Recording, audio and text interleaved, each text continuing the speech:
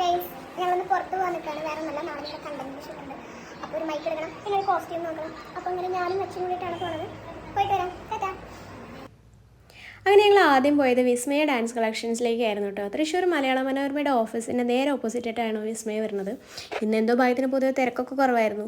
ഞാൻ എൻ്റെ ഏത് പ്രോഗ്രാം ഉണ്ടായാലും അരങ്ങേറ്റുണ്ടായാലും കോസ്റ്റ്യൂമൊക്കെ സെലക്ട് ചെയ്യുക ഇവിടെ നിന്നാണ് കേട്ടോ.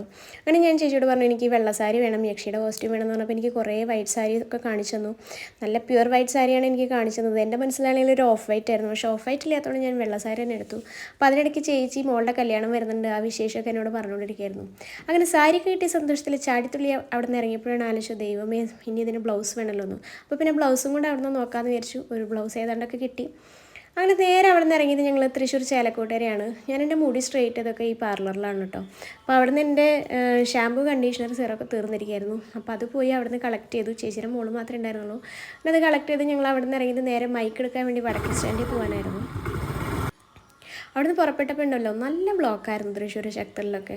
അത്യാവശ്യം വരി നിരനിരയായിട്ട് കിടക്കുമായിരുന്നു. അവിടുന്ന് ഏതാണ്ടൊക്കെ രക്ഷപ്പെട്ട് ഞങ്ങൾ വടക്കേ സ്റ്റാൻഡിലേക്ക് പോയപ്പോഴാണ് അറിയുന്നത് മൈക്കൊക്കെ ഓർഡർ പോയിരിക്കുന്നത്. തൃശ്ശൂർ ഓൾമോസ്റ്റ് എല്ലാ ഭാഗങ്ങളിലുണ്ട്. പുത്തൻപള്ളി, വടക്കുന്നാഥൻ, രാഗം തിയേറ്ററും ഒക്കെ ഉണ്ട്. അങ്ങനെ മൈക്ക് കിട്ടിയില്ലല്ലോ എന്ന് വിചാരിച്ച് വിഷമിച്ച് ഞങ്ങൾ MG റോഡുള്ള ടീക്കടയിൽ കയറി. കാരണം ഞങ്ങളുടെ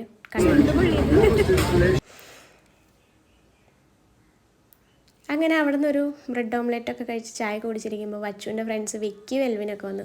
അപ്പോൾ പിന്നെ അവരോട് കുറച്ച് നേരം വർത്താനൊക്കെ പറഞ്ഞിരുന്നത് ഞങ്ങൾ തിരിച്ചു പോകുന്നു ഗൈസ്. അപ്പോൾ tata bye, see you, by.